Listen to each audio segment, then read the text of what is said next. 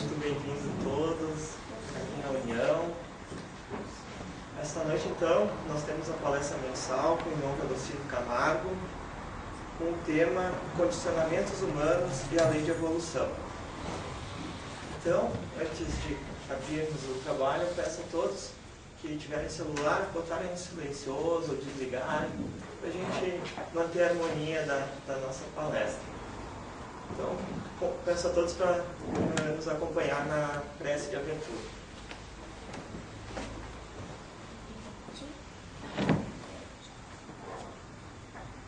Querido Mestre Jesus, amigos, companheiros da espiritualidade que dirigem este trabalho,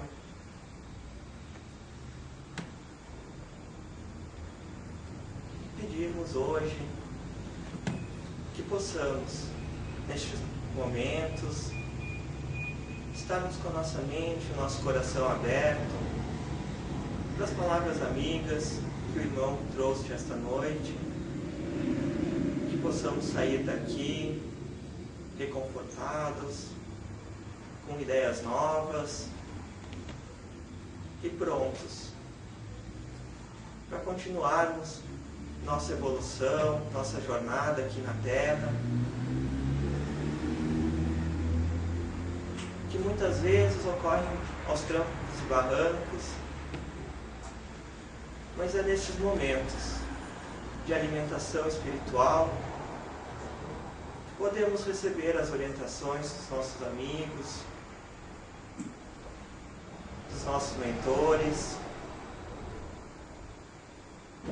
para reajustar o caminho e nos alinharmos com Deus, com Jesus, facilitando todo esse trajeto a qual devemos percorrer. Mestre amado, muito obrigado por estes momentos. E agradecemos por toda essa falange de irmãos espirituais que nos ajudam e nos auxiliam. Então, pedindo a esses abnegados trabalhadores que esta noite possa ocorrer tudo tranquilamente e possamos estar receptivos. Obrigado por tudo, ser conosco, que assim seja. Então, a palavra ao amigo Velocino, que é lá da casa Caminho de Luz. Obrigado.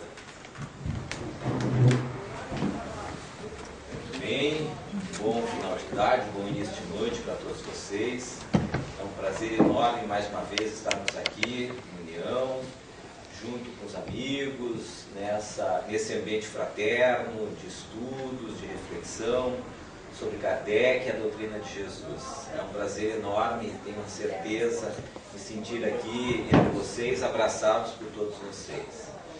O nosso propósito da tarde, então, como nosso irmão Edson adiantou, é trabalharmos a lei de evolução e os condicionamentos humanos. Vamos dizer assim, o tema, a própria investigação do processo evolutivo sob o prisma do espírito é algo bastante instigante para todos nós. Porque, evidentemente, esse tema, nós vamos tateando ele na medida das nossas possibilidades de compreensão, porque nos fogem muitos os dados, desde a origem do espírito até um determinado momento em que surge a razão, para nós começarmos então a investigar o desenvolvimento espiritual até o momento atual. E também temos uma certa dificuldade para entender como é que são esses processos evolutivos, além daquela condição de chamados espíritos puros. Aqueles que já chegaram a uma condição evolutiva em que o amor já faz parte das suas existências como algo tão normal quanto normal para nós é respirar, enfim. Então, nós nos movemos, a gente já percebe, dentro de determinados limites. Então, a gente procura estabelecer algumas relações para procurar entender esse processo. Mas, efetivamente, aquilo que mais nos atém é aquelas dificuldades do nosso momento atual. Também não adianta a gente ficar divagando muito sobre teorias lá, sobre a origem do espírito, sobre como acontece a evolução lá depois da condição de espíritos puros, e a gente acabar esquecendo daquilo que é o móvel principal das nossas ações de estarmos aqui, né? Fugindo as nossas atenções com relação àquilo que constitui as nossas maiores dificuldades. Então, efetivamente, nós vamos focar nisso, né? Nisso que diz respeito às nossas maiores, os temas básicos da nossa vida, o que nos envolve mais dentro desse processo evolutivo. Então, a vida na Terra é de aproximadamente 2 bilhões e 200 milhões de anos que nós temos a vida biológica aqui na Terra. O Homo sapiens sapiens, a partir de 600 mil anos para cá, que já existe, em que o homem começa já a realizar as suas primeiras ações coletivas, a criar determinados instrumentos, a criar uma certa organização de grupo, a ter uma certa consciência da sua individualidade, porque até então o espírito vai se elaborando, ele não tem consciência da sua própria individualidade. Conquanto haja nos animais um princípio inteligente, que fruto desse processo evolutivo vai chegar a um determinado momento, esta consciência ainda animal vai se transformar nesta autoconsciência e vai dar os seus primeiros passos no caminho da razão. Até lá, este animal, ele não tem consciência de si mesmo, tanto que a gente coloca um gato, um cachorrinho na frente do espelho, ele não se identifica como tal, né? Ele não pede uma escova para se escovar, porque o pelo dele já está meio engruvinhado, né?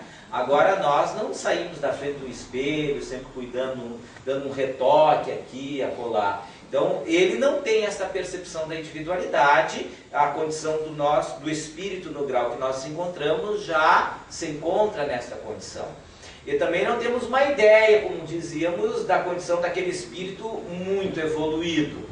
Tem na obra Obreiros da Vida Eterna uma passagem em que André Luiz, Jerônimo, Luciana está num templo chamado uma casa de oração, em que eles cuidam muito os pensamentos lá.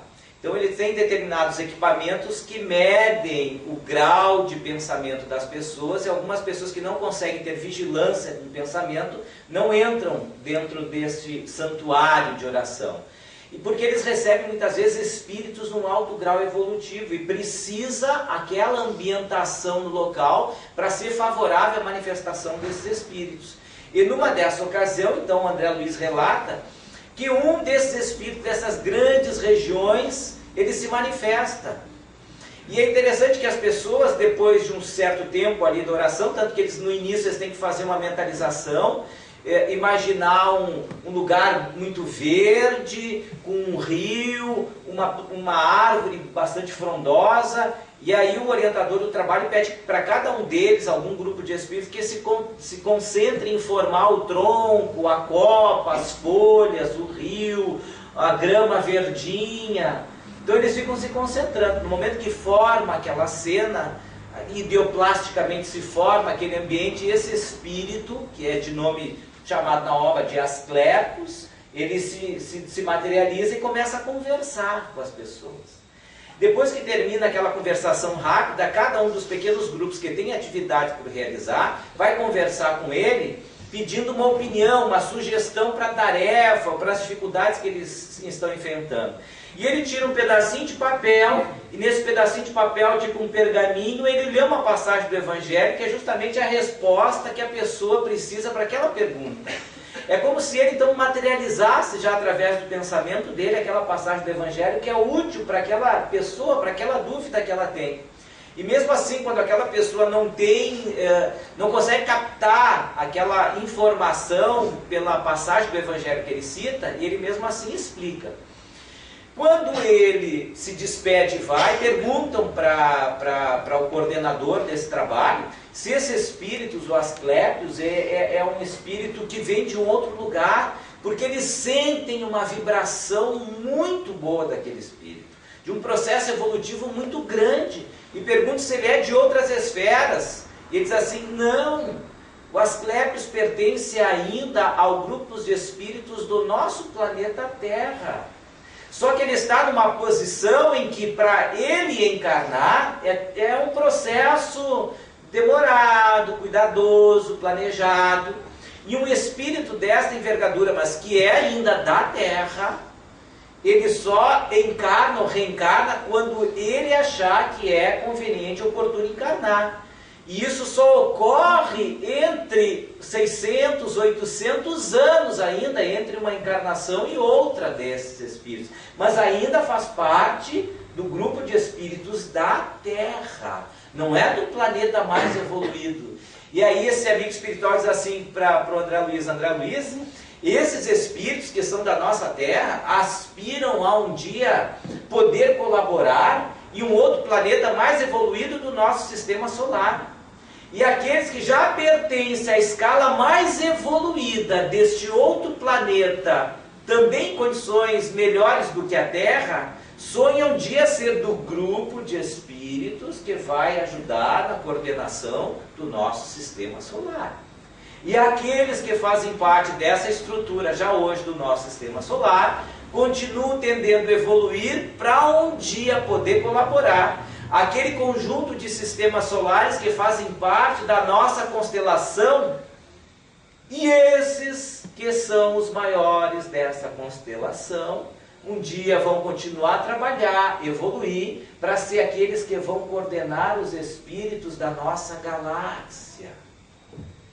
E a nossa galáxia é uma de 100 bilhões de outras galáxias, desse nosso universo que a gente conhece. Então vejam a distância que isso vai ficando no processo evolutivo. A nossa distância para Asclépios e de Asclépios para os outros ainda. Então esse processo evolutivo é maravilhoso, ele é bonito, ele nos enche, nos toca por esse amor divino que une essas criaturas. Mas para a gente procurar entender um pouquinho e entrar dentro da nossa esfera, da nossa área de atuação, dos nossos momentos vivenciais, eu gostaria de trazer para vocês uma pequena esboço desse processo de evolução. Desculpa, isso aqui é para ser uma reta, então vamos ajeitar isso aqui. Então vamos imaginar nessa reta o nosso processo evolutivo. Partindo do alfa, a primeira letra do alfabeto grego, até o ômega, a última letra. Do alfa ao ômega representa aqui a resultante dos nossos esforços no processo evolutivo. Seja ele intelectual, seja moral. A resultante de todos os nossos esforços vão ficar aqui. Nós vamos migrar de uma ponta a outra. Sabe, Velocino, mas tu conheces o início? Não, nós vamos fazer que nem Kardec. Nós vamos começar a estudar o espírito a partir da razão. Né? Nós vamos estudar o espírito a partir que ele começa a ter consciência de si mesmo. Esse é o ponto alfa. E nós vamos chegar aqui mais ou menos nesta condição do espírito puro. Depois, como se dá a evolução para lá, ainda não temos parâmetros para isso. Agora, que linhas que são limites nesse processo de evolução? É interessante isso. Por quê? Porque a nossa evolução ela não se dá assim em linha reta. Agora, tem determinadas linhas que condicionam esse processo.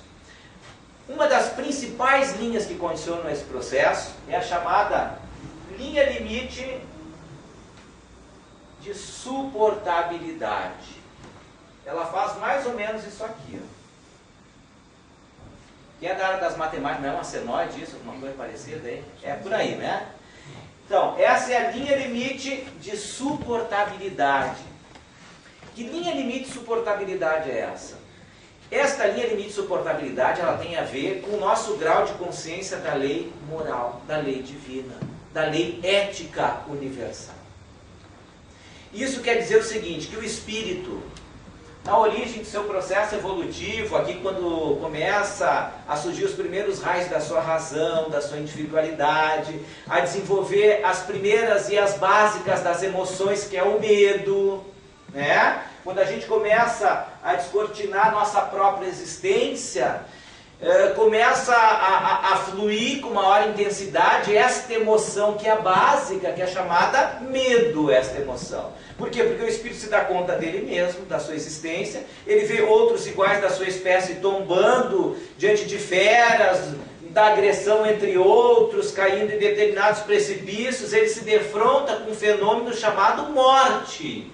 E ele se dá conta que ele está vivo, e diante desses dois fenômenos da natureza, o nascimento e a morte, ele começa a desenvolver o medo. Porque ele pode tombar a qualquer momento, diante de agressão de uma fera, está no meio de uma determinada floresta que tem uma combustão espontânea, ele pode morrer lá. Então ele se dá conta disso e começa a sentir medo. Emoções básicas. E aí vai transitando entre o medo, a ira, a revolta. Mas ele também tem o amor, que faz parte lá da origem desse arquétipo básico, que é o amor, de ligar as criaturas desde o tempo dos animais. Ele tem esse sentimento gregário de aproximação, de cuidado uns com os outros, do clã.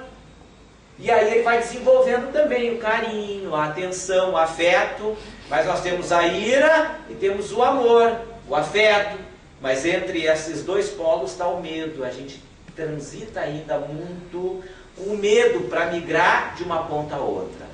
Mas vejam, isso é o espírito se descobrindo nesse avalanche de emoções, dessas coisas que vão acontecendo ao longo do nosso processo evolutivo.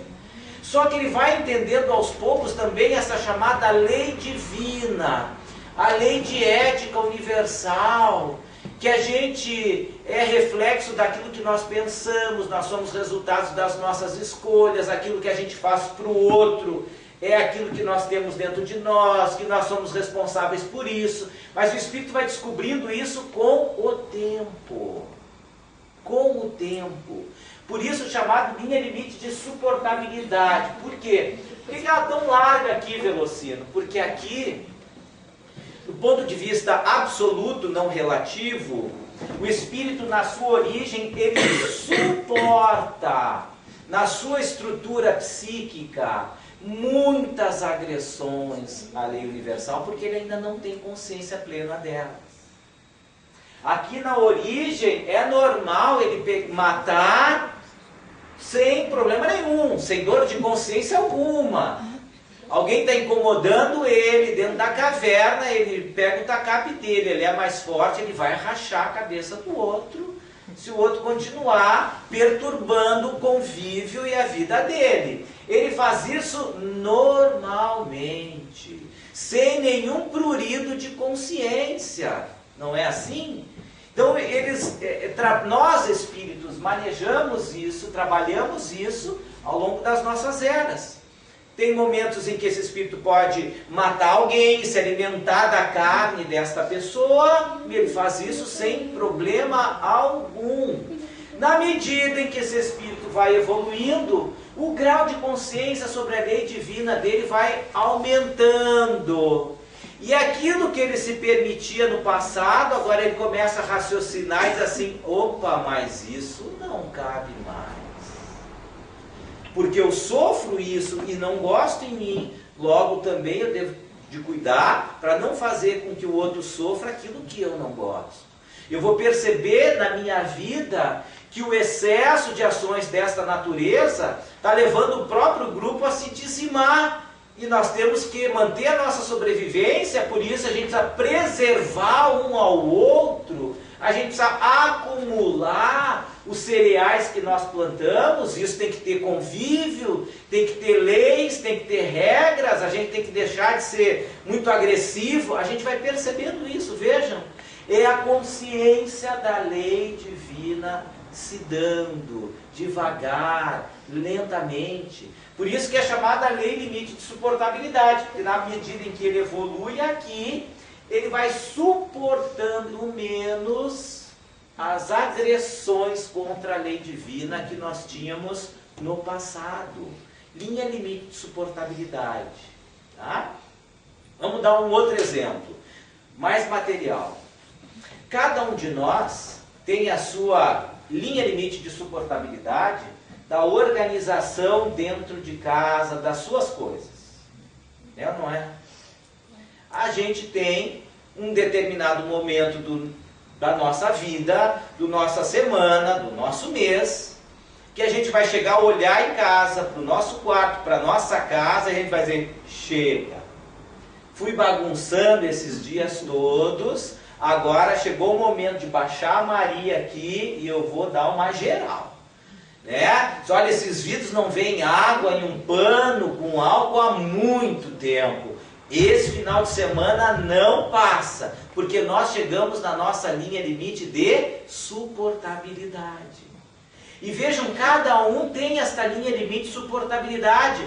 Uns suportam mais sujeira, outros suportam menos sujeira.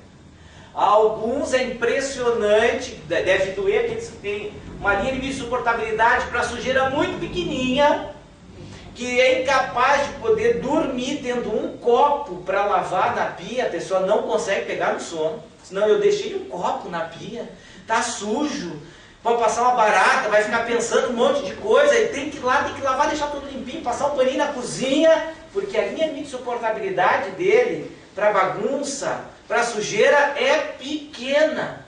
Outros é impressionante. Não é? Vai deixando louça, panela, e vai amontoando, ele vai tendo a habilidade de acomodar. Diz assim, mas a física diz que 2 corpos não ocupam o mesmo lugar no espaço, mas ele consegue fazer, coloca a panela uma grudadinha na outra, e vai dando, vai enfiando, vai enfiando, vai enfiando. Não é assim? Quando os filhos vão morar fora de casa, um filho de um amigo meu disse o seguinte, então, ele foi morar sozinho. Olha, é impressionante, ele chegou a me ligar uma vez assim, pai, tem alguma coisa estragada aqui em casa, o que é? Disse, olha, eu vou botando as panelas na pia, elas vão ficando lá, elas não se lavam, não se guardam, tem alguma coisa estragada, porque em casa não precisava fazer isso, né? Então, e vão deixando para ver se a natureza se encarrega de mexer e arrumar, não é? Linha limite de suportabilidade. Uns suportam muito, outros não, e aquilo é da natureza.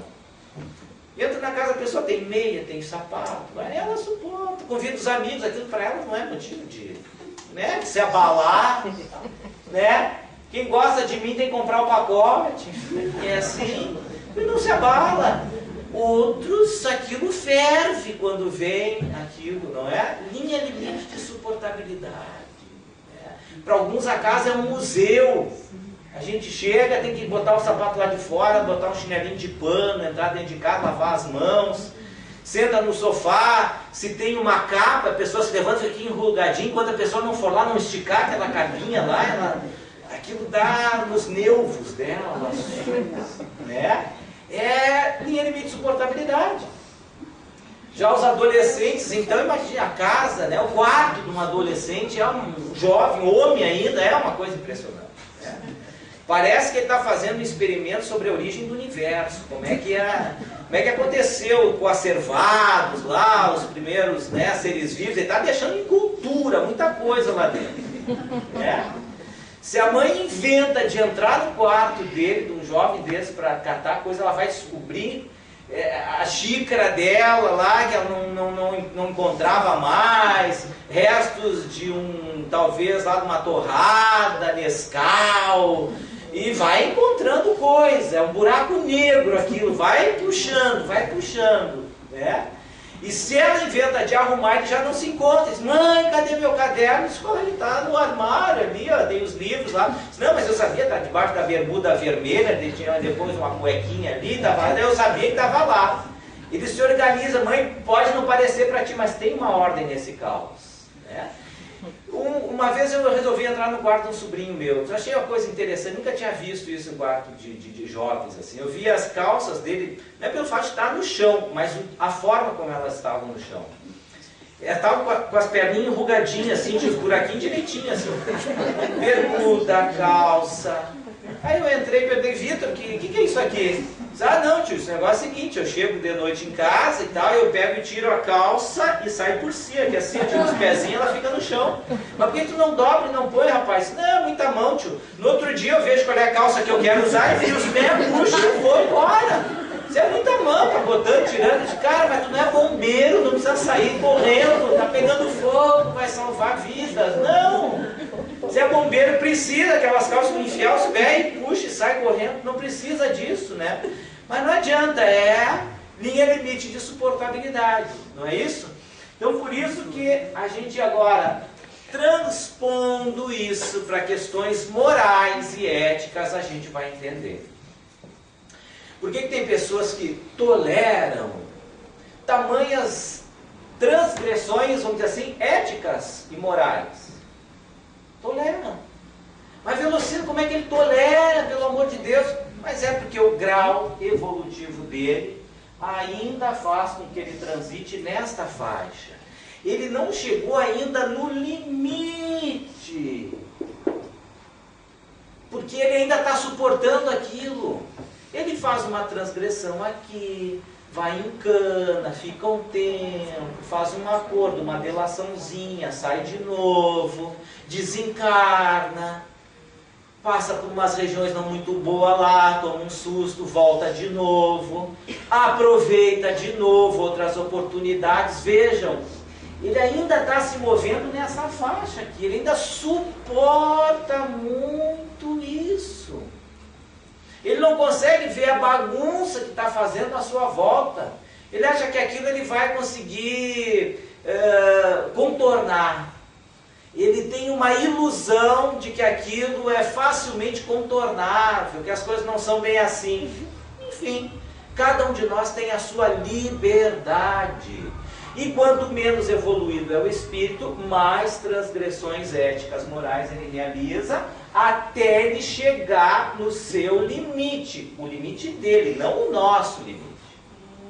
O limite dele. Cada um tem o seu limite. Como nós temos nossa casa, mais arrumada, menos arrumada. Cada um tem um limite. Chega uma hora que a gente não, tem que arrumar. Cada um tem o seu limite. Do ponto de vista ético-moral, é a mesma coisa. A mesma coisa. Então nós evoluímos mais ou menos assim. É um gráfico também. Ó, um eletroencefalograma.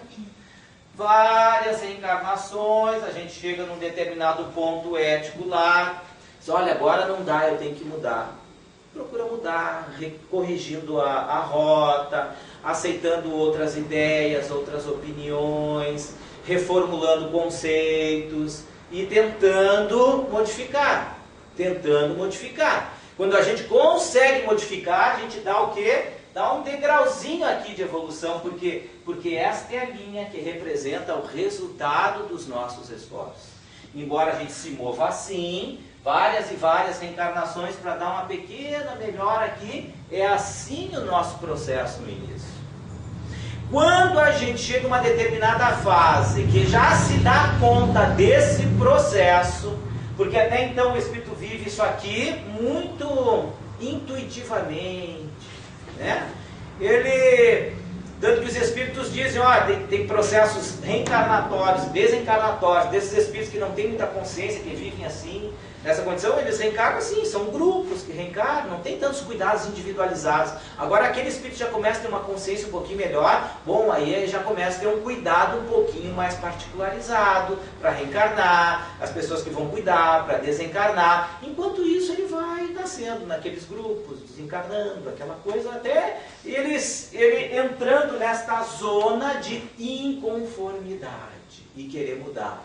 E mostrar realmente interesse na sua mudança, na sua melhora. Agora, quando a gente começa a ter noção disso, que o processo é esse, e que a gente se cuida tanto nessa existência como a outra, que faz parte de um contínuo, a gente diz, opa, eu tenho que aproveitar essa vida, eu tenho que aproveitar os desafios, eu tenho que aproveitar as provas, as experiências, as expiações, de uma maneira positiva, superlativa, superando, porque é o meu espírito que está crescendo, eu agora estou conseguindo entender. Então daí o processo evolutivo já começa a dar uma inclinação nessas retas maior. Mas sempre nos movendo aqui na linha limite de suportabilidade.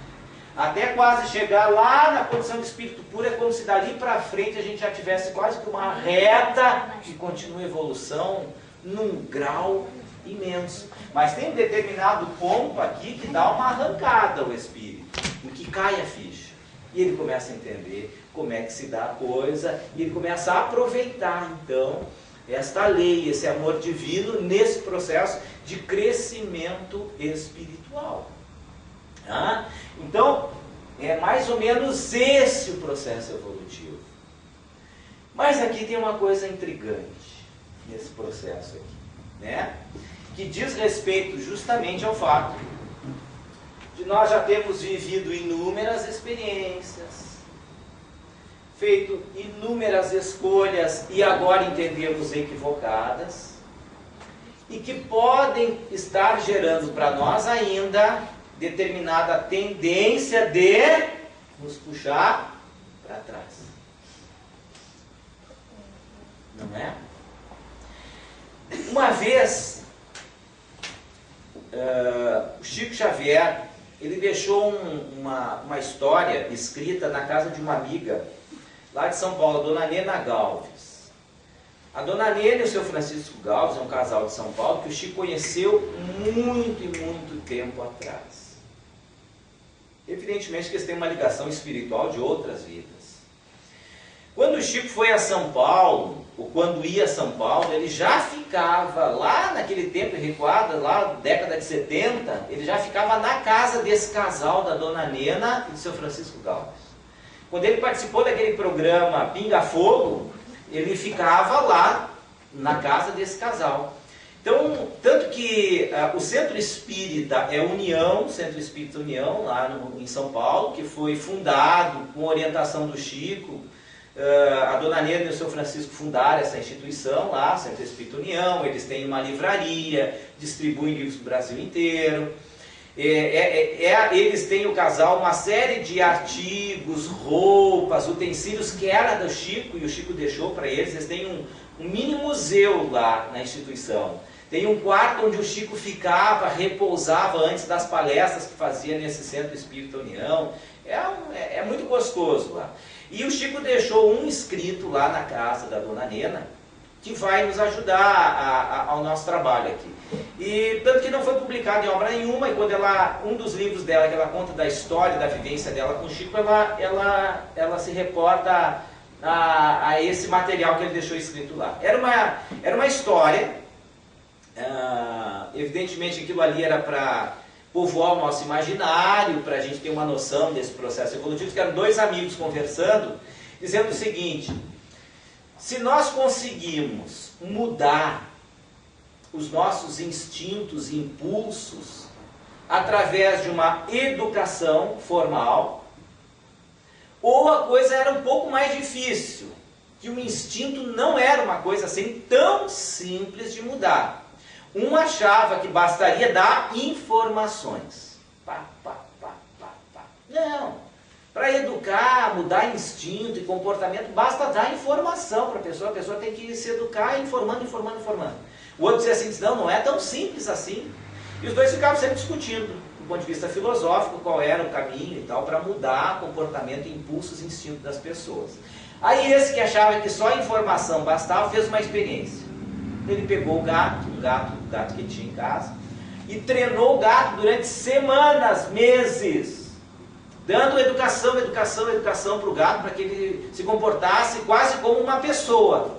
Quando ele conseguiu aquilo que ele queria, ele convidou o amigo para ir na casa deles. Olha, vamos lá em casa, eu vou te mostrar uma coisa muito interessante, uma experiência que eu fiz para comprovar minha teoria. E ele foi. Quando chegou lá, ele ficou surpreso até, porque o amigo fazia um sinal com o dedo, o gato cumprimentava com a cabeça, assim, parecia que era um ser humano que estava cumprimentando. Cumprimento fulano, dava um estalo, ele fazia assim, vai pegar tal coisa, e lá o gato pegava, não come agora tua ração, senta assim. Assim ele foi dando vários sinais. Agora sobe aqui na cadeirinha, toma o teu pires de leite. Aí ele começava, botava as patinhas do lado, lambia. Viu só como só educação basta para mudar instinto? Olha, eu peguei o felino, que é mais difícil ainda de dar tanta educação, cuidado, adestrar. Imagina se eu faço isso com animais que têm uma estrutura intelectiva maior que não se faz. Imagina com um ser humano que é possível a gente fazer e treinar. Aí diz que o amigo, aquele que dizia que a coisa não era tão assim, diz assim, tá, posso fazer um teste com o teu gato? Ah, claro que pode. Ele já foi preparado, tirou de uma caixinha um camundongo que ele tinha, jogou um camundongo. Diz que o gato saiu correndo atrás daquele camundongo, destruiu a casa. Voltou o instinto dele, então não conseguiu contornar esse impulso, esse instinto. Né? Então o processo para nós, esse é que é o interessante também. Como é que a gente controla esses impulsos do passado? E a gente era acostumado a rachar a cabeça de um outro com tacape lá, qualquer problema que dava, a gente veio assim. Depois trocaram o tacape por espadas, depois trocaram as espadas por arma de fogo, que inventaram a pólvora, e assim vai indo. E a gente vai eliminando as pessoas como se o problema estivesse fora de nós e não dentro de nós. A gente vai tendo impulsos das mais variadas ordens, o descontrole sexual, descontrole sobre prazer, descontrole sobre a posse, né? Sobre o poder. Imagina alguém, um espírito que vem ao longo das suas experiências em situações de exercitar o poder e exerce esse poder com tirania e lhe dá prazer agir assim, de dominar, de fazer com que as pessoas se submetam à sua vontade, dele dar a última palavra. Ele tem que ser a pessoa que vai orientar um grupo, ele é que domina. E vivendo esse prazer ao longo de inúmeras encarnações, inúmeras. Não é 50 anos, não são 100 anos, são 500, 1000, 2000, 3000 anos, vivendo o prazer do poder. E aí chega um determinado momento da existência que ele se dá conta que está fazendo grande bobagem para a vida dele. E aí ele procura mudar. Mas ele ainda está com aquele instinto do poder, de chamar alguém de ignorante porque não fez alguma coisa, que ele passou a informação, porque tem domínio sobre as pessoas. E aquilo sai, e depois ele se arrepende e volta atrás. Às vezes volta atrás, porque às vezes não volta, o orgulho não deixa. E vejam, mas o espírito quer evoluir, mas ele não está conseguindo ainda, está sendo freado. Porque isso é aquilo que nós chamamos de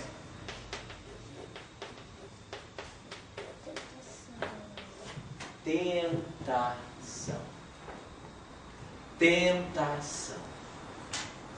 Quem de nós não vive num processo de evolução consciente períodos de tentação?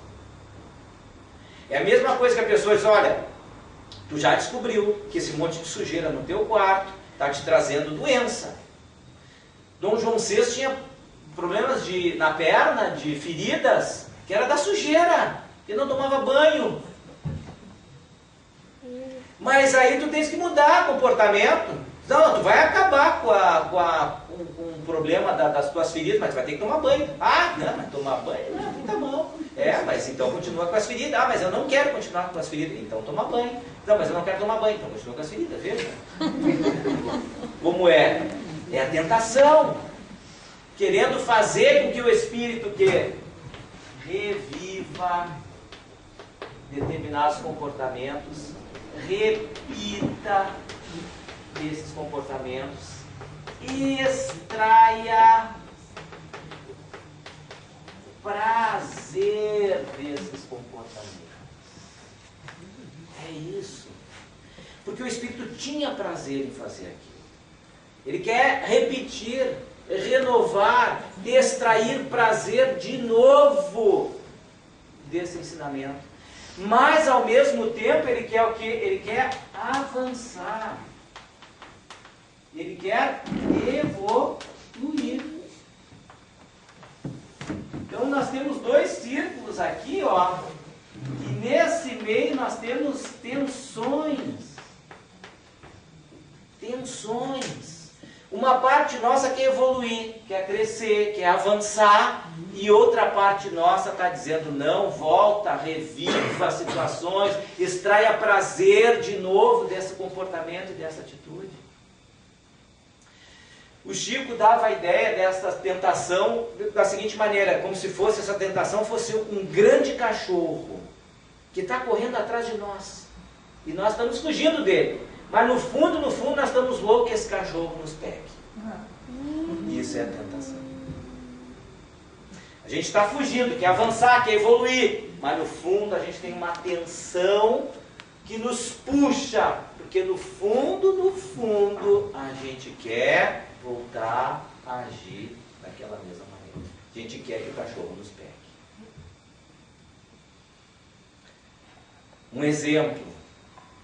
A gente talvez tenha, vamos supor, eu tenho costume de algumas noites escolher um filme para assistir, e eu gosto muito de sorvete, eu me paro na frente da televisão, um pote de 2 litros de sorvete, uma colher, e me delicio ali, naquela 7ª arte da vida, comendo um pote de 2 litros de sorvete. Terminou o filme, a minha alma está plena e o meu estômago também, né? Naquele sorvete. É um prazer enorme. E a gente repete, passam os anos, repete. Aí chega lá pelos 50, por aí, ele vai no médico, pede exames, que é normal. O médico vai olhar, meu Deus, Pelocino, tu tá com uma pré-diabetes aqui. Qual é o teu costume? O que tu tem? Aí a gente começa a relatar isso, pelo amor de Deus, para com esse sorvete já. Vai para academia, tu vai fazer bons amigos lá. Muda teu hábito. Esquece do sorvete. Mas o que é a tentação? O que é assistir um filme sem um pote de 2 litros de sorvete? Isso aqui não tem gosto, aquele filme, não é? A gente quer voltar a reviver, extrair prazer.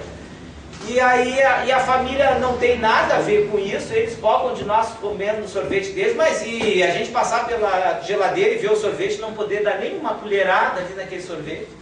A gente acaba criando um hábito já de acorda de noite, está todo mundo dormindo, vai lá, não é? Pé por pé na geladeira, abre e ó, vai tirando por cima assim, não deixar vestígio nenhum, limpa a colher, seca, a gente nunca faz isso, põe no talher e vai dormir assim, olha, vai vir o CSI que vier aqui, não vai descobrir que eu passei pela cozinha. Não ficou rastro nenhum, minha digital não ficou em nada lá. Não é assim? Querendo extrair prazer de novo, reviver. Isto é o processo evolutivo. Quem de nós não vive sob tentação? Quem de nós não vive sob tentação? Só não vive sob tentação de duas uma. Ou o espírito já chegou nessa condição, é um espírito puro, aí não vive mais sob tentação, ou ele já se deixou tombar sob a tentação e não percebeu ainda, né? A tentação já dominou ele já caiu, já está dominado pela tentação e não se deu conta. Boa parte de nós, evidentemente, está nessa área, né? Ou pode estar nessa área, se não sente tentação. Porque dificilmente aquele que já é um espírito puro estaria aqui hoje, aqui, justamente ouvindo a minha palestra. Eu acho que não tem nada para aprender aqui, para ouvir de mim, né? Mas, enfim, a maioria de nós, aqueles que têm um processo de evolução consciente, vivem em tentação. É natural. Era isso que o Paulo de Tarso dizia, olha, aquilo que eu não quero eu faço. É a tentação. Aquilo que eu não quero eu faço. Porque é esse processo. É uma inércia. É a inércia do movimento. Não é? A gente até pode não saber as leis de Newton, mas na prática a gente sabe. Eu pego um ônibus, ele arranca, eu vou para trás. Ele freou, eu vou para frente. Isso é inércia. Ou seja, eu quero continuar no movimento que eu estou. A gente sempre solavanco, isso é inércia, solavanco é inércia. No processo de evolução, a gente sempre solavancos, é inércia, é tentando voltar para trás. E a gente quer ir para frente. É isso, é a inércia do movimento. Quando a gente muda um movimento, sofre a inércia do movimento anterior, nos puxando para manter aquele movimento, mas a gente quer mudar. E aí entra a tentação, um processo de tensão interna. E isso acontece conosco, é natural vivermos sob o processo de tentação. Agora a gente tem que entender isso, né? Perceber isso. Nós não somos piores dos outros por termos tentação, não. Mas é como nós lidamos com estas tensões. É mantê-las sob equilíbrio, sob controle, percebê-las, analisar, olhar. Emmanuel tem uma página muito interessante nesta obra Caminho, Verdade e Vida. A página está quase indo embora, né? Porque vocês veem aqui como é que está o meu livrinho. Já dá na hora de comprar um outro, né? Origem das tentações. Origem das tentações. E aí, Emmanuel comenta uma passagem da carta a Tiago. Mas cada um é tentado quando atraído e engodado pela própria concupiscência. Vou ler de novo. Mas cada um é tentado quando atraído e engodado pela própria concupiscência. E aí ele diz o seguinte, porque vejam, a tentação, ela está ligada às nossas experiências, aquilo que é forte ainda em nós. Alguma coisa pode ser tentação para um, ser tentação para outro. Alguns, ou porque já não tem a consciência ética, moral sobre aquilo, ou se já tem, já avançou naquele ponto, mas para ele tem tentação em outra área. É a mesma coisa se a gente pegar, se eu pegar um balde de diamantes, colocar na frente de um cavalo, ele não vai dar a mínima para esses diamantes. Não tem tentação nenhuma sobre isso. Agora vamos fazer um exercício um exercício aqui mental, e vamos imaginar esse balde de diamantes em Brasília. Será que vai chamar a atenção? Não, também não. Agora, se a gente colocar na frente do cavalo um balde de milho, aqui vai chamar a atenção. Tem milho e tem diamante, ele vai no milho. É tentação para uns, para outros, né? E Emmanuel vai dizer aqui na obra, ele vai fazer a diferença entre o que é tentação e o que é concupiscência. Ele diz assim, a tentação é a exteriorização da concupiscência. O cavalo se sente atraído pelo milho porque ele sente prazer em comer aquele milho. Logo o prazer está dentro dele. O ganancioso sente prazer pelo diamante e não pelo milho. O milho não vai dar dinheiro para ele, o diamante vai dar. Então ele se sente atraído pelo diamante. Logo a tentação, vejam, se a gente examinar bem, não é o milho, não é o diamante. A tentação é o que está dentro e que me move numa direção, me move noutra. Isto que quer dizer Tiago por concupiscência. Se a gente diz assim, não, fulano me deu 20 reais a mais de troco. Ah, que tentação de ficar com esse dinheiro. Né? Esse caixa também, por que ele é um descuidado e me deu 20 reais a mais agora? Eu vou ficar. Mas a culpa não é do caixa. Aquilo que é tentação, no fundo, tem uma concupiscência que está dentro de mim. A origem de ficar com alguma coisa que não é minha para tirar vantagem. Isso está dentro de mim, não é o fato de ter 20 reais a mais. Isso é o que está fora. Emmanuel diz assim, a gente tem que perceber então a origem disso, que a origem está dentro de ti, está dentro de nós. Isto é a concupiscência, que está dentro de nós. Não é o que está fora. Porque o mundo é reflexo daquilo que nós vibramos. Por isso que Emmanuel escreveu uma outra obra que é Pensamento e Vida. Primeiro começa dentro, pensamento, depois vida. É exteriorização, senão o Emmanuel teria trocado o título, botado primeiro vida, depois pensamento. Mas não, é pensamento e vida. Porque não é o que está fora. Fora é o reflexo daquela minha intenção, impulso interno. Não é o que está fora, mas sim o que está dentro. Isto é a concupiscência. E olha só o que ele diz disso aqui. Ele diz que a concupiscência é o nosso fundo viciado e perverso. A concupiscência é o nosso fundo viciado e perverso. Por que fundo viciado e perverso? O vício é aquilo que nós excedemos da medida. Se a gente realizar alguma coisa dentro da medida, não tem problema nenhum. Aquilo que excede da medida, com o tempo acaba virando um vício. A pessoa que é viciada em algo, ela justamente criou este hábito, que se excedeu na medida em determinado momento. E aquilo foi ganhando força, consistência, criou um vício. Fundo viciado e perverso, excesso da medida. Por exemplo, a gente pode ter excesso da medida do sexo. Aí acaba criando um vício na área sexual. E isso é comum nosso, não dos animais. Os animais têm o controle disso, da sua energia sexual. Tanto que a gente não vê nenhum leão, um divã de um psicólogo dizendo que ele é viciado em sexo. Agora, entre nós tem. Porque é um fundo viciado. Porque nós excedemos da medida.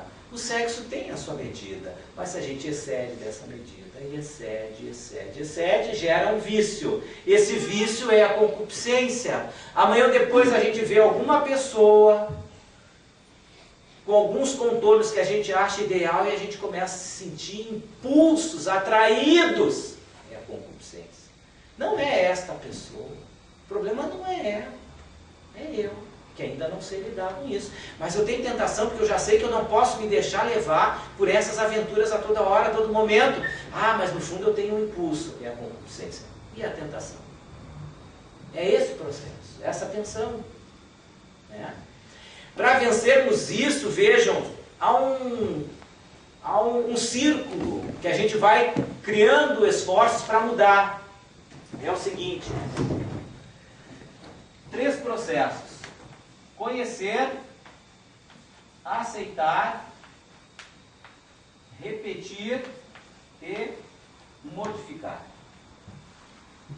Conhecer, aceitar, repetir e modificar. O processo de repetição ele é interessante, ele faz parte dentro dessa mudança de movimento. Porque a gente tem um movimento anterior, que a gente repetiu ele inúmeras vezes, agora para adquirir um outro tem que repetir também inúmeras vezes para mudar esse movimento anterior. Não tem outra maneira. A gente não consegue isso, diz, vou na casa espírita agora, vou lá tomar meu passo, ver umas palestras e tal, vou mudar isso. Não, ele vai me ajudar, mas esse processo de todo dia olhar, observar, perceber as tentações, refletir, fazer a prece, vai continuar sempre. Quando uma tentação terminar, talvez venha outra, que a gente vai trabalhar com ela. Mas o processo primeiro no início é conhecer uma nova proposta, conhecer uma nova direção, conhecer uma nova ideia que possa fazer um futuro diferente daquele que eu vinha construindo até então. Isso é conhecer. A gente vem na casa espírita, conhece, ouve nas palestras, vem nos grupos de estudo, é só conhecimento. É a primeira fase. Talvez eu ainda nem aceite. Eu saia daqui com as minhas dúvidas. Não é bem assim e tal, eu ainda não aceito. Mas eu estou conhecendo, aqui está surgindo uma certa força, de uma certa forma, na nossa psique, na nossa mente, eu estou conhecendo. Daqui a pouco eu vou cogitando e tal, até chegar um determinado momento que eu vou aceitar isso. Agora eu já aceito. Antes eu conhecia o processo da reencarnação, ouvi, agora eu aceito. Porque tem tantas evidências no mundo sobre que a reencarnação existe que não tem como ser diferente, eu já aceito. Mas pelo fato dele conhecer e aceitar, ele já está se modificando, ele já consegue lidar com as relações familiares muito bem. Já não. Conheceu, aceitou. No momento que ele aceita, ele tem que então começar a mudar o comportamento ser de acordo com aquilo, com aqueles padrões que ele aceitou. Mas aí vem a tentação. E aí que é o processo de repetir. Por isso que Jesus dizia, olha só que interessante, quando Jesus falava o seguinte: meus discípulos serão conhecidos por muito se amarem. Jesus sabia que era difícil amar numa primeira situação, numa segunda. Esses espíritos vão ter que retornar várias vezes juntos para muitos se amarem. Pedro, não basta perdoar apenas 7 vezes, mas tem que perdoar 70 vezes 7 vezes. É o exercício do perdão. Né? É o exercício do perdão.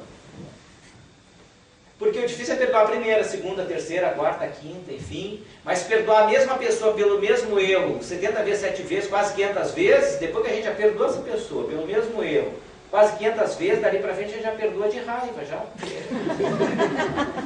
Né? Porque ela já modificou. Porque ela repetiu inúmeras vezes, dali ela já, pronto, modificou. Porque ela primeiro teve a ideia de pensar sobre um outro prisma. Lá atrás ela achava que qualquer agressão ela revidava, era vingança. E o perdão é o contrário desse processo. Aí ela vai aceitar, vai perceber, não, peraí, tem uma outra maneira de agir, melhor para mim, melhor para todo mundo, que é perdoar. Aí é difícil perdoar a primeira, a segunda, veja bem, a repetição. Conhece, aceita, repete e modifica. Isso faz parte da natureza, não é? Ivan Petrovich Pavlov não estudou os atos reflexos condicionados? É o condicionamento. Com os animais, treina e tal. A gente tem condicionamentos na vida. A gente sai de casa, vai para o serviço, pega o mesmo caminho de carro, faz isso 5 vezes na semana, 52 semanas no ano e multiplica pelos anos que a gente trabalha no mesmo lugar. Daqui a pouco a gente está de férias, coloca a família no carro, vai para o passeio, quando vê, está indo para o serviço. Né? O que eu estou fazendo aqui? Condicionou. Ato reflexo condicionado. Então a gente condiciona as coisas. A gente condiciona através de todos os sentidos, né? A gente ouve uma música inúmeras vezes, aquela música aconteceu num determinado período da nossa vida. Quando a gente escuta aquela música anos depois, vem toda aquela experiência. Escolher essa música que eu conhecia, que hoje é minha esposa, minha namorada naquela época, a gente viveu isso, viveu aquilo e tal, lembra tudo. Um aroma também nos reporta determinadas reminiscências do passado. A gente tem determinadas experiências, olha, vai na cozinha, tem comidas que a gente gosta, vai sentindo aquele aroma, aquilo vai, o nosso organismo vai se preparando para receber aquele alimento, enche de saliva na boca. De repente a gente está na rua sem cheiro de lasanha, vem água na boca, mas a gente não está comendo lasanha, nem vendo a lasanha. Ato reflexo condicionado. Porque a gente faz 1, 2, 3, 4, 5, inúmeras vezes e acaba condicionando. Tinha um rapaz, ele trabalhava lá com um padre, e ele não gostava de gatos. O padre adorava gatos. Então o padre sempre tinha a gato na paróquia, na casa dele e tal. E esse coroinha tinha que ajudar a limpar, a dar leite, ração para os gatos. E ele detestava aquela rotina. E um dia caiu nas mãos dele o experimento do Ivan Petrovich Pavlov, do condicionamento. Que o Pavlov fez testes com animais, se repetia assim e tal, ele condiciona, ele teve uma ideia, diz, eu vou colocar em prática, eu vou fazer o experimento, ver se isso está certo, se as conclusões de Pavlov estão certas. Então ele fazia o seguinte, ele pegou os gatos do padre, juntava numa sala pequena, pegava um pedaço de jornal, enrolava e começava assim, em nome de Deus, e batia nos gatos sem machucar muito. Em nome de Deus, o gato tentando fugir, a sala era pequena, em nome de Deus, ele ia batendo, foi fazendo aquilo inúmeras vezes.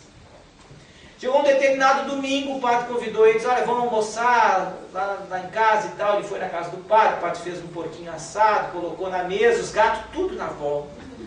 Aí, antes de almoçar, o padre, não, parei, vamos fazer a nossa oração. Ele disse, é agora. E o padre começou a oração, ele com o olho aberto, outro fechado. Quando o padre diz assim, em nome de Deus, que era gato fugindo por tudo que era lugar, o buraco que tinha aberto debaixo da porta, pela janela, desapareceram os gatos. O padre ficou surpreso, o que deu nos gatos? Ele disse, deu certo. Condicionamento, né? Repetir. Por isso que para mudar comportamentos, hábitos, atitudes, nós temos que repetir. Depois que a gente aceita, conhece, aceita, nós temos que repetir aquilo que a gente já aceitou. Fazer uma vez, fazer duas, ter dificuldade, conversa em casa, ora, evangelho, água frutificada, passe, vai, testa de novo, repete. Vai de novo. Porque é assim. Vai chegar um momento que a gente já está fazendo, porque repetiu e modificou. Mas não há outro jeito. A gente, num determinado momento, vai se enganando, acha que essas mudanças elas são fáceis. Não, eu venho na casa espírita e tal, vou tomar uma água magnetizada, vai mudar. Às vezes a gente vai pensando assim, eu ia lá, antes tomava aquela água, depois do passe, me durava uma semana, ficava bem fly. Agora eu estou percebendo, não é bem assim, não. Eu vou lá, tomo um passo, tomo aquela água, é 2, 3 dias só.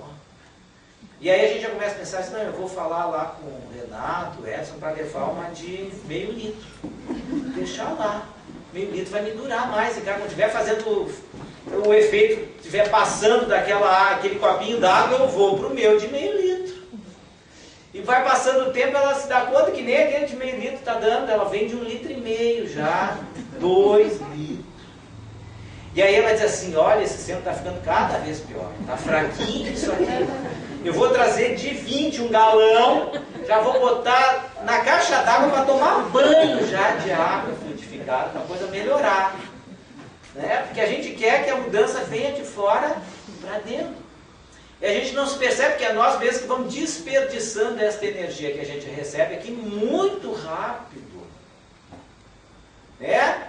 Antes a gente sai daqui, de repente já encontra um engarrafamento aqui na saída, e diz assim, eu vou ter que ir ainda pro super, tá cheio de gente, carro aqui, que hora eu vou chegar em casa? Estressou já. Né? Sucumbiu àquela tentação de que as coisas têm que ser do seu jeito, da sua hora, todo mundo tem que abrir lugar para ele passar, a carruagem dele tem que passar, ele é preferencial, né? Ele é melhor do que os outros e tal. Então, a gente já se irrita.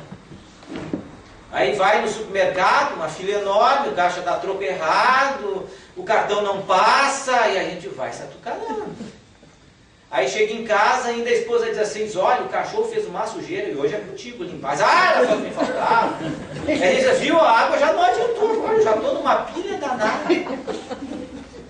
Né? Então, não é o que está fora, não é a água, né? Nós temos que nos conscientizar disso, aceitar, repetir. Né? Por isso disse Jesus, meus discípulos serão conhecidos por muito se amarem. Muito se amarem. Não pouco e tal, muito. Né? Perdoar 70 vezes, 7 vezes. Quando ele ia à casa a sogra de Pedro, na casa de Pedro, lia o Evangelho, com Marta e Maria, lia o Evangelho, estava lendo o Evangelho, estuda, lê, repete, lê de novo, reflita, até a gente modificar. É assim o processo, não é diferente. Então esse é o que a gente ir lidando com a vida, né? Com as situações, com os impulsos, com as tentações, para a gente criar um movimento novo, né? Uma direção nova, conscientes da nossa vida, da nossa trajetória evolutiva. Era isso de informação para a gente refletir. Né? Eu fico à disposição aqui, né, Edson? Me parece que se alguém tiver alguma reflexão para contribuir aqui para o nosso estudo, né, alguma colocação a fazer, alguma correção aqui, enfim, a gente está aí para ouvir, para refletir junto, para aprender juntos. Estou à disposição. Eu fiquei com uma questão assim, ali nesse gráfico que tu mencionou, tu disse que tem um momento em que há esse salto, assim, que a evolução se dá mais rápido.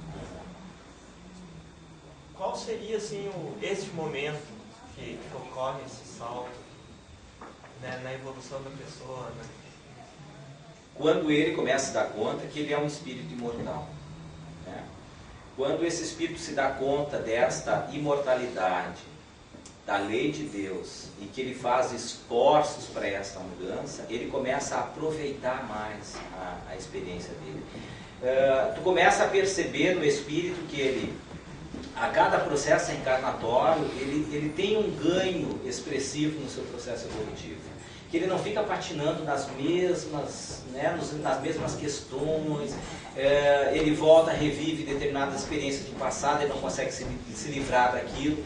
Agora, quando ele começa a perceber a engrenagem do processo, ele ter lucidez, que ele tem que sair desse engano de que esta mudança é uma mudança mágica, que isso vai exigir esforços dele, que o ego dele está por trás, né, de todo esse processo de ganância, de poder, de posse, de prazer. Quando ele fizer a escolha por esses valores imortais, por esse tesouro do Espírito, e começa a mostrar que nas suas experiências ele vai ganhando chão, é que ele está indo nesse caminho, né? Então no caso particular que a gente vai perceber quando o Espírito está aproveitando cada encarnação. Quando ele é planejado uma determinada encarnação, ele vai e realiza boa parte daqueles projetos, ele está indo, na outra vai também, na outra vai indo. Então, olha, aqui ele já está arrancando. E quando a gente começa a arrancar, começa a aparecer com maior expressão a chamada lei de misericórdia divina. Porque aqui para trás ainda, o Espírito vai vivendo ainda essa lei de causa e efeito, ação e reação de forma muito séria, muito intensa, né? Ele realiza um dano, ele responde logo pelo dano, para ver se ele se acorda. A lei de causa e efeito, ela é bastante intensa. A gente pega lá a lei de ação e reação no André Luiz. Todos aqueles casos são assim, de espíritos que lidam com aquela situação, né? Alguém que na vida anterior tratou mal o irmão, deixou o irmão morando porque ele tinha problemas mentais, ficou morando numa casinha nos fundos que era insalubre, o irmão acabou desenvolvendo uma doença, uma pneumonia, essa pessoa vai reencarnar, vai desenvolver também uma doença respiratória. É uma lei de causa e efeito, porque o espírito precisa entender desse processo, sentir em si mesmo aquilo que ele faz os outros sentirem. No momento que ele percebe isto, ele sai desta zona, desta lei de causa e efeito direta, e começa a exercer o processo de misericórdia divina para a gente poder recuperar o nosso passado de erros com o bem. O bem cobre a multidão de pecados. O Espírito não vai precisar mais vir num processo tão drástico assim desta lei de causa e efeito, porque agora ele já começa a caminhar no sentido de desenvolver o bem, praticar o amor, entender como é que é esse processo. Então aí ele está entendendo que o processo é amar. Então quando ele vai, por exemplo, reencarna, pode trabalhar, de repente é um médico traumatologista, reencarna, vai trabalhar lá no hospital pronto-socorro, vai pegar gente quebrada toda hora, cabeça, braço, perna e tal. Mas ele não vai ficar dizendo assim, isso é um karma, eu quebrei todo mundo no passado, agora estou vindo ter que costurar esse pessoal todo. Não. Ele vai ver assim, não, que bom que eu estou aqui para ajudar essas pessoas que chegam com dor. Vejam, ele está potencializando aquilo no amor. É a misericórdia de Deus. Ele não precisa voltar mais quebrado, ele para sentir aquilo que ele fez os outros sentir. Mas ele pode vir numa outra situação para aliviar a dor daqueles mesmos que ele fez sentir essa dor, que foram suas vítimas do passado, né? Aconteceu um episódio interessante com uma amiga nossa do movimento espírita. Ela diz o seguinte, olha, de vez em quando eu tenho flashes assim da minha vida passada. Isso são coisas também que o Chico tinha uma percepção da sua existência em outras épocas, das pessoas que estavam à sua volta. Ele sabia da história de todo mundo no movimento espírita. Todos, ele sabia cada um o que tinha sido, o que tinha feito, por onde passou e tal, que grupos eram, ele tinha noção, mas não falava nunca nada disso. Então a gente percebe, quanto mais evoluído é o espírito, mais acesso ele tem a essas zonas, a essas faixas. Nós não. Alguns de nós começam a ter alguns flashes, enfim, se é importante, não. Esta amiga, por exemplo, ela tem de vez em quando flashes, mas é interessante, quando eu estou com alguém que fez parte da minha existência no passado, que alguma coisa a gente viveu junto, intenso, de alguma maneira, e às vezes me vem a lembrança. Ela disse que ela estava... Um detalhe, ela sempre teve muito problema para lidar com a mediunidade dela. Muito problema. Ela fugia do trabalho mediúnico, do estudo mediúnico, embora tivesse um potencial. Sempre fugia, ela não sabia por quê. Depois começaram a vir alguns flashes, ela se lembrou que no passado ela já tinha mediunidade, mas em outras épocas era tida como bruxa. E sofreu muito por causa disso. Então agora ela tinha essa dificuldade, porque era reminiscência desse passado. E uma vez ela estava sentada com outro companheiro de doutrina, numa outra cidade do interior, quando ela olhou para ele, disparou um flash do passado. Aquele companheiro que estava ali tinha sido um inquisidor no passado, e perseguiu, condenou e matou ela, porque ela era bruxa, recebia espírito. Quando ela olhou ele, ela disse que tremia. E ele era uma pessoa também já havia vencido isso e também tinha a visão espiritual. Ele olhou para ela e teve a mesma visão. Aí ele olhou para ela e disse assim: minha irmã, me perdoa. Eu não sou mais aquele homem do passado. Eu já sou outro. Isso é que dá a mudança no processo.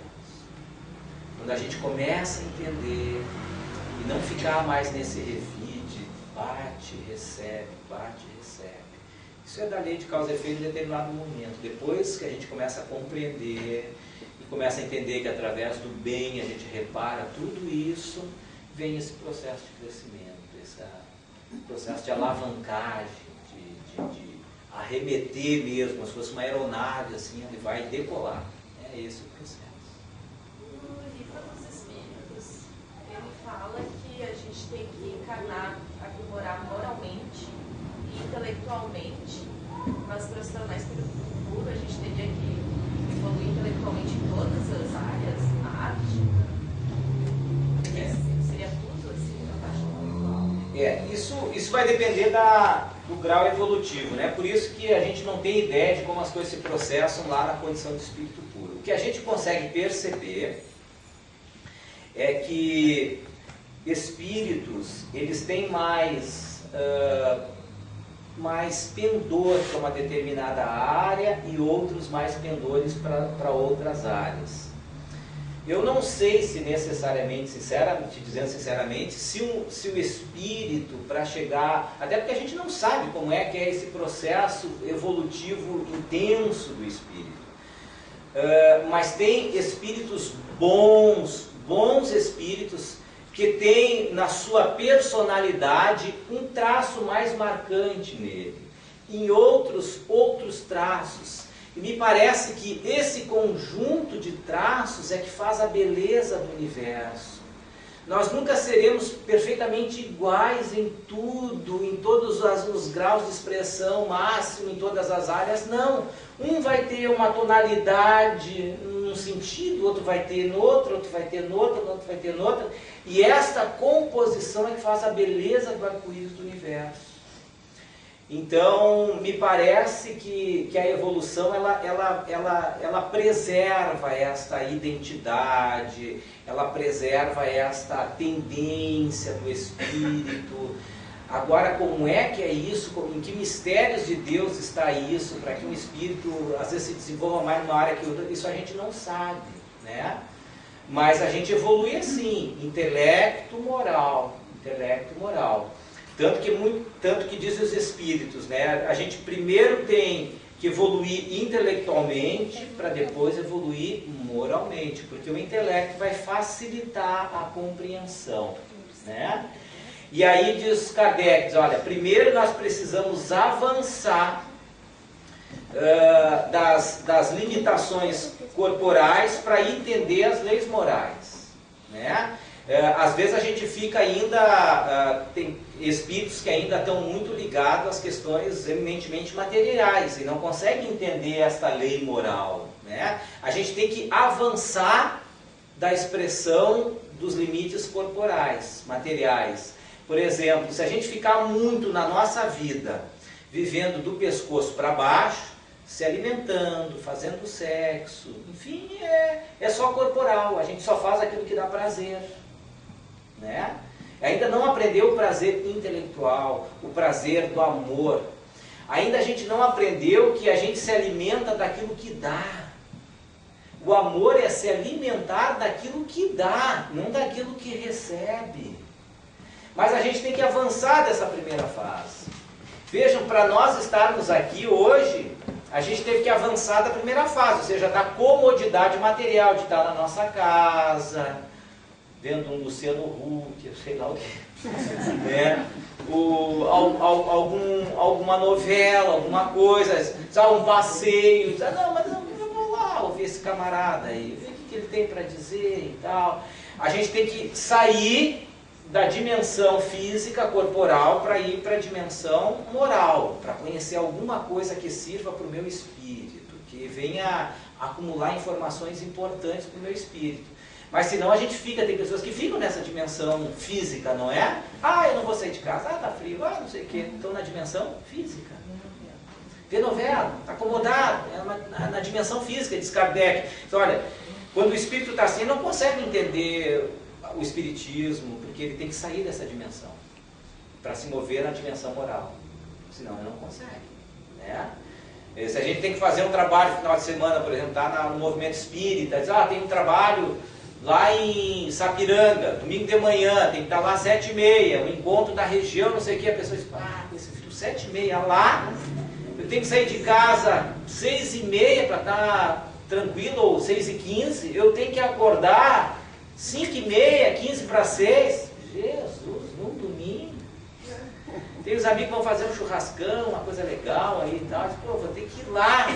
Toca o despertador, a gente fica naquela, não vou. O irmão Renato vai ir, me representa, manda um WhatsApp para ele, não vou. A cama parece estar me abraçando. É a dimensão corporal, porque a dimensão moral ainda não está desenvolvida. Porque se já tiver a dimensão moral desenvolvida, ele levanta e vai. Está envolvido com aquela tarefa, isso aí é alimento para a minha alma, para o meu espírito. Mas é do processo evolutivo, é intelecto moral. Intelecto moral vai evoluir. Nós temos uns minutinhos, né? Eu queria que falasse um pouquinho desse processo de evolução para vencer esses vícios, os condicionamentos do passado e avançar em relação ao trabalho na casa espírita. Que ferramenta é essa que a casa nos oferece e como funciona em nós para que a gente avance? A gente talvez possa fazer analogia com os trabalhos mediúnicos.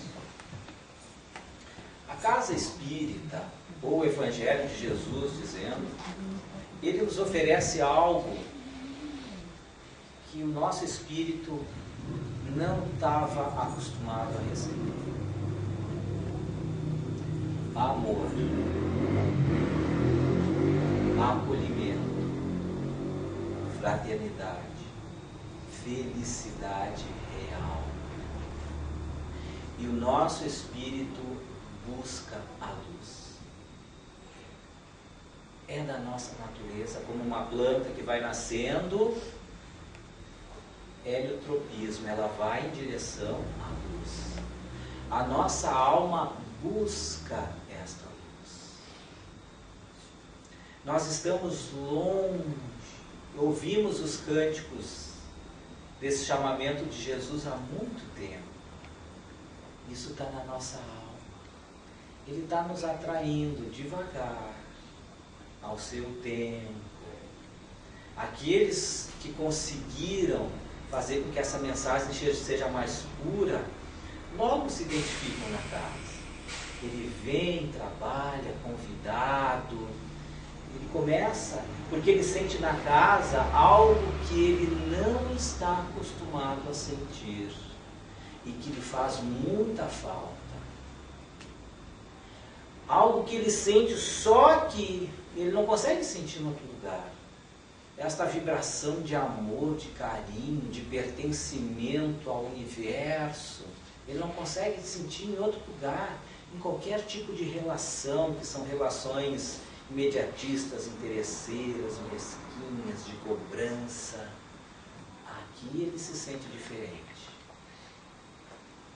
Por isso que aquele espírito que chega na reunião mediúnica, atordoado, ele é convidado a sentir o amor de novo na sua alma. Ele é convidado a sentir a felicidade pura, sem mescla, sem condições, de alguém que ama sem parâmetro, intensamente. Esse espírito só vai sentir isso nesses lugares, como na casa espírita, que exercita esses valores. Então o trabalhador espírita, ele tem que perceber na casa, principalmente os dirigentes, os que estão mais tempo, esse exercício diário do Evangelho de Jesus, da compreensão, do amor, do carinho, da acolhida. Esse é o diferencial. Alguns vão se sintonizar agora, vão chegar na casa, ficar maravilhados, mas ainda não vão ter força suficiente para assumir esse convite agora. Outros já ficam. E é da vida. É assim que se dá o processo. E nós estamos vivendo, a gente sabe, um momento de muito tumulto, muito ruído no universo. É um momento natural da separação do joio e do trigo. A casa tem que estar preparada para acolher essas pessoas com carinho, com estudo, com perseverança, mostrando que não é fácil, mas que a gente está junto, e criando esses ambientes salutares de vivência e convivência na casa espírita. Esse é o convite, esse é o chamamento. É Jesus. É Jesus, não tem outro. A gente tem que viver o Cristo, entender o Cristo, amar, exercitar o amor, que vai ser esse polo de luz a atrair. Os insetos ficam em volta da luz, da lâmpada. Nós somos feitos da luz. Nós temos o DNA divino em nós. Nós somos criados à imagem e semelhança de Deus. Nós temos o DNA divino, não tem como a gente se perder. Não tem. O tempo só depende de nós. O momento só depende de nós. E a casa espírita tem que estar preparada para aqueles que quiserem viver esse momento plenamente.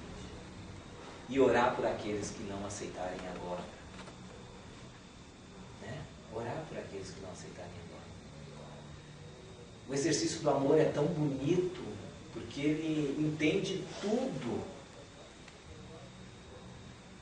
Uma vez aconteceu com um amigo, ele já entendendo bem essa lei do amor, ele estava saindo do banco, foi tirar o dinheiro da aposentadoria dele, ainda na época que ele achava que podia tirar, hoje já não faz mais isso, mas ele tirou o dinheiro, boa parte do dinheiro, está saindo na rua, foi assaltado por 3 rapazes. Ele está sendo assaltado pelos 3 ali, um deles está armado, e isso passa um amigo do outro lado da calçada, a banda, e assim, ô fulano, tudo bem? E ele aqui, tudo bem, está precisando de uma ajuda aí? Ele disse, não, estou com os amigos aqui. E ele foi embora. O rapazinho que estava do lado dele disse assim, tu fizeste bem, porque senão nós ia te queimar aqui. Dá aqui logo esse dinheiro. Pegaram o dinheiro e estão saindo, eles dizem assim, me dê o nome de vocês. Mas que isso, tio? Eu quero levar para a irradiação na casa espírita, vocês vão precisar. Olha só. Porque ele já vive na dimensão do amor. Ele talvez esteja devolvendo alguma coisa material que ele tomou e que aquilo não é dele. Se Deus permitiu que fosse assim, é porque não era dele. Agora, aqueles espíritos que foram meio disso estão se comprometendo com a lei e vão sofrer lá adiante. Merece a minha oração, o meu amparo. Deixa eu levar o nome de vocês para a irradiação, porque vocês vão precisar. Isto é amor. Aonde a gente vê isso? Qual é banco de academia que a gente vê isso? Quem ensina isso? Jesus ensina isso. Esse é o mundo que nós temos. Um mundo diferente. E aqui a gente está para exercitar. Muito obrigado, então. Até a próxima. Então, pessoal, com essas palavras do Velocino e esse roteiro que ele nos trouxe, né, que termina com a nossa modificação, fazer um convite para todos para começarmos ali do início, através do conhecimento. Temos o grupo às sextas-feiras do Vilmar, às 20 horas, 20h15. Então, o grupo de estudos, o CIEI, né, o ciclo de integração. Então, fica o convite para quem quiser vir. E divulgar a palestra dia 13 de agosto, agora, daqui a 2 semanas, às 16 horas, palestra do DAFA, com o irmão Paulo Ricardo, Paulo Renato, né, o Renato, trabalhador aqui da casa. Então, com o tema Nossos Inimigos, Quem São? E a palestra mensal, dia 27 de agosto, no final do mês, às 18 horas, com Gilmar Bertolotto, o Evangelho como Método. Então fica o convite para esses trabalhos da casa. Pedir para o Velocino, então, fazer a nossa prece de encerramento.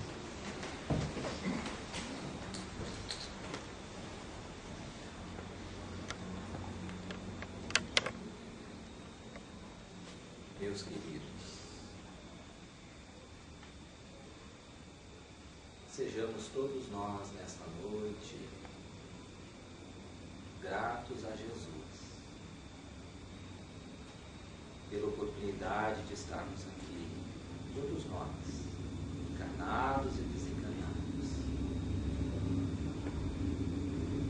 porque a gratidão também exerce sobre nossas almas importante modificação das nossas emoções, para nos conectarmos com a lei divina, entendendo os seus processos naturais, compreendendo cada um em seu estágio evolutivo, com as necessidades que lhe fazem desrespeito, para que também com paz interior saibamos compreender as nossas dificuldades e emoções. Nós já sabemos hoje, Senhor, do roteiro, do caminho, e por isso estamos aqui esta noite, para nos darmos a oportunidade de um novo destino.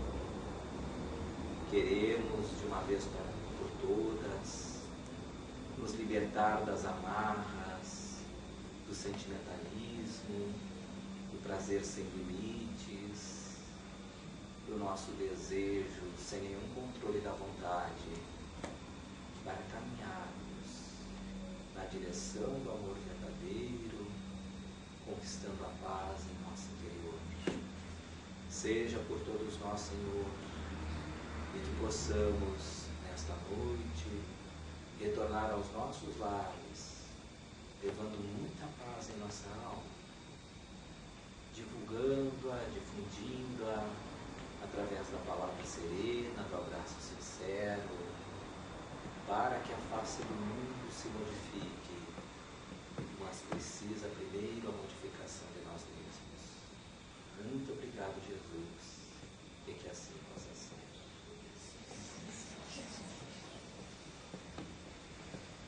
Muito obrigado pela presença de todos, um bom retorno dos lares. Se alguém ainda quiser um chazinho, tem um chazinho ali, bem quentinho.